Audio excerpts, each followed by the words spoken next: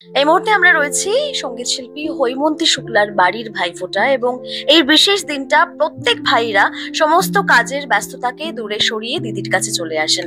এই দিনটা দিদি কতটা স্পেশাল তোমার কাছে আগে শুনি। আমি তো সারা বছর অপেক্ষা করে থাকি কবে ভাইফোঁটা রে, কিন্তু এই দিনটা আমি খুব এনজয় করি এবং এর মধ্যেই সারাটা দিন কেটে যায় আমার।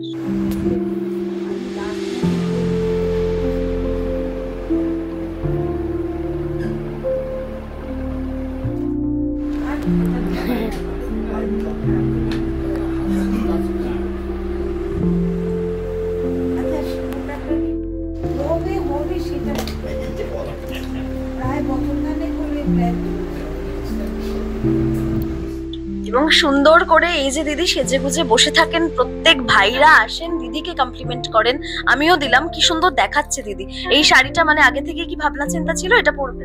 না, আমি তো এই ধরনের শাড়ি পরতেই ভালোবাসি। ট্র্যাডিশনাল সাজ আমার, যেমন হাতে বালা, গলায় হার, এগুলো। কিন্তু এখনকার দিনের মতো নিজেকে পাল্টাতে পারিনি রে, আর পাল্টাতে চেষ্টাও করি না।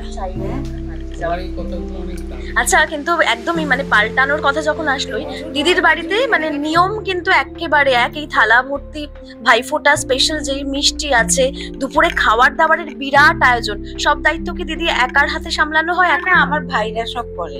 আচ্ছা, ভাইরা করে। আমার ছোট ভাই আছে, আমার এই মানস ভাই আছে, এরা সবাই মিলে আয়োজন করে। আমি খালি দেখে নি কোথাও ত্রুটি হলে তখন এক ধমক।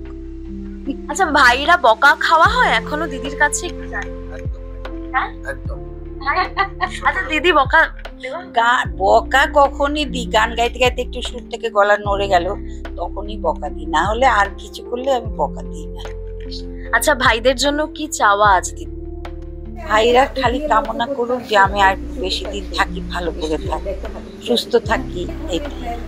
তো ভাইদের কামনা না, এটা প্রত্যেক মানুষের কামনা যে আরো বেশি সুস্থতা এবং আরো অনেক অনেক গান। অনেক ভালো থাকবেন দিদি আজকে এই বিশেষ দিনে। অমনি 360 নিউজের জন্য পারমিতা রিপোর্ট, কলকাতা।